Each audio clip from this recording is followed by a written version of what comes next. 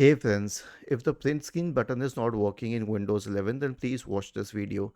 So it has become an app specific button now. I'll tell you the right way to take a screenshot. Windows plus Shift plus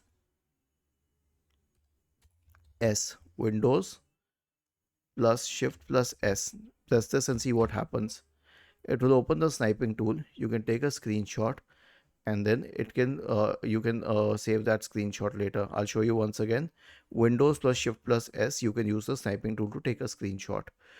The print screen option will work only if the option is selected in the accessibility settings, which is not required for the sniping tool, or if you're using a third-party application. Was this helpful? If yes, then please subscribe to the channel. If not, then let us know in the comment section of the video on how we could help you further. Thank you for watching this video and have a nice day.